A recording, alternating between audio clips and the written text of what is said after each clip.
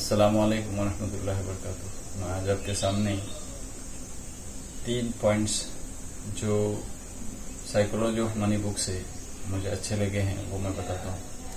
कि उसने कहा है कि आपका सबसे इम्पोर्टेंट है, यानी पैसे के बारे में जो नफ्सियात है उस सिलसिले में सबसे इम्पोर्टेंट है आपका बिहेवियर, आपका सुलूक, पैसे के साथ आपका व्यवहार, आप कैसे कर रहे हो। अगर आपकी सैलरी कम है, समझो 10,000 या 15,000 महीने के लिए, और उसमें भी आप ज्यादा एक्सपेंस करने वाले हो, तो अगर आपकी सैलरी अगर 50,000 भी हो जाए या 5 लाख भी हो जाए तब भी आप एक्स्ट्रा वेगेंट यानी ज्यादा खर्च यानी फजूल खर्च करने वाले ही बनोगे।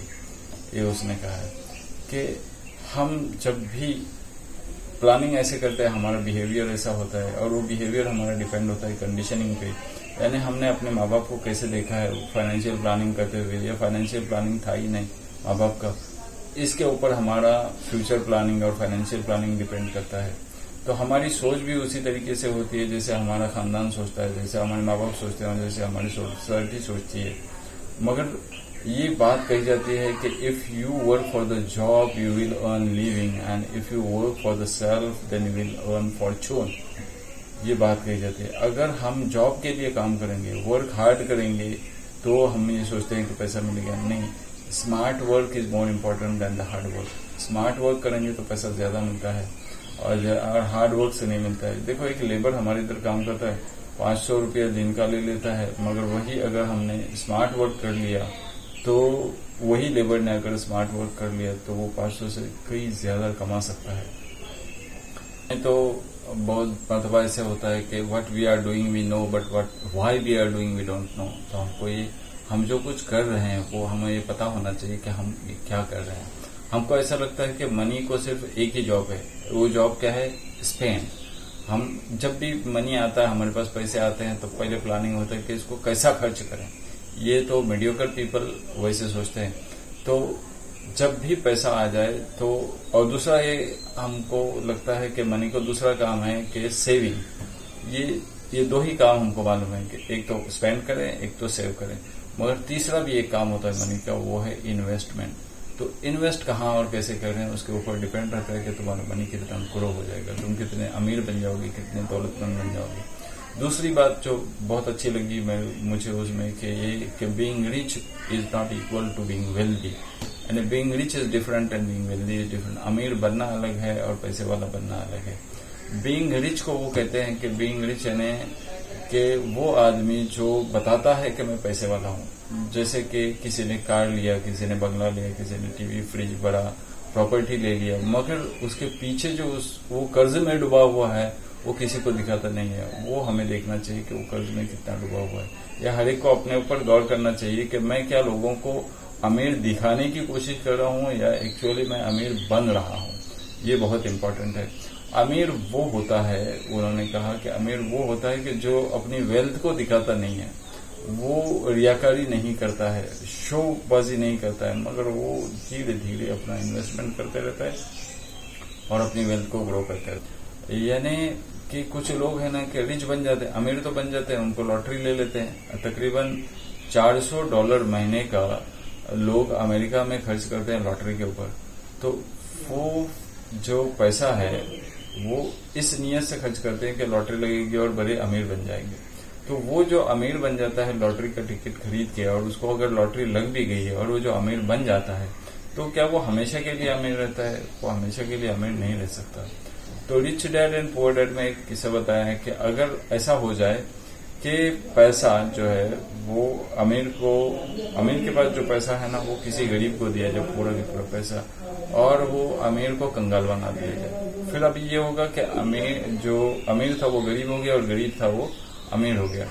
और अगर ऐसा हो जाए तो आप देखोगे कि चंद ही सालों में ये अमीर है जो गरीब हो गया है वो फिर से अमीर बन जाएगा, और ये जो गरीब था वो अमीर बन गया है वो फिर से गरीब हो जाएगा। क्योंकि उनका एटीट्यूड, साइकोलॉजी, उनकी नफ्सियात ये पैसों के बारे में कुछ अलग रहती है। ये चाहता है कि पैसे से पैसा बढ़े, और ये चाहता है कि ज्यादा से ज्यादा एक्सपेंस हो जाए। तो इस वजह से अमीर आदमी हमेशा अमीर ही बनते चला जाता है और गरीब आदमी हमेशा गरीब ही बनते चले चला जाता है। इसलिए भले से उसके पास कितना भी पैसा आ जाए, लॉटरी का टिकट भी लगे, आपको कितने ऐसे लोग मालूम है जिनको लॉटरी का टिकट लगे और अमीर के अमीर रह गए? ऐसा नहीं होता है, क्योंकि what is important is your attitude towards money, is your psychology towards money रहता है।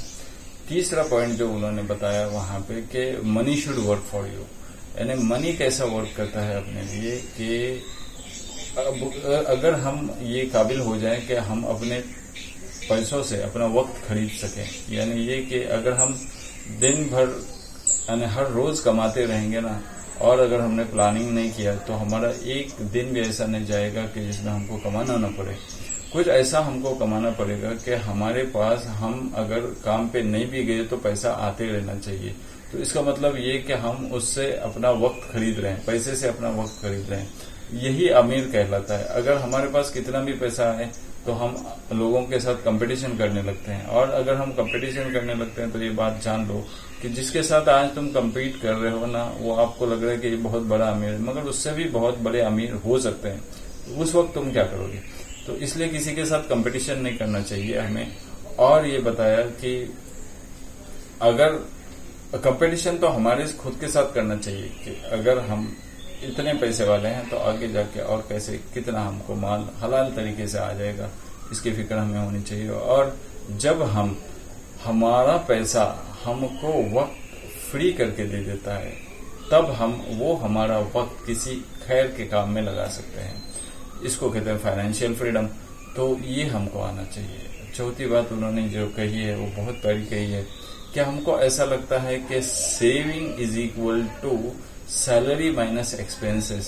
तो वो कहते हैं ऐसा नहीं है, saving is not equal to salary minus expenses, यानी जो हम कमाते हैं और जो खर्च करते हैं और जो बाकी बचता है वो सेविंग, ऐसा नहीं है। मगर वो ये कहते हैं नीड्स माइनस ईगो, यानी जो हमारी जरूरियात है वो माइनस ईगो, ये इम्पोर्टेंट है कि जो कुछ फिर बचता है वो हमारा सेविंग हो जाता है।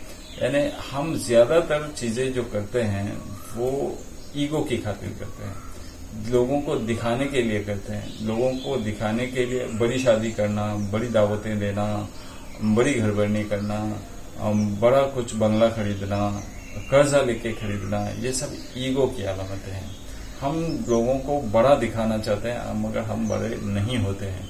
ये हमारी नफ्सियात है। अगर हम इसको बदल देंगे तो हमारी फाइनेंशियल कंडीशन सुधर जाएगी।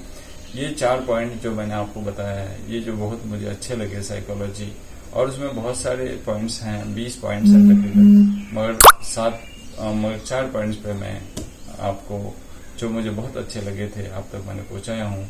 और फिर दावाना अल्हम्दुलिल्लाह रब्बिल आलमीन।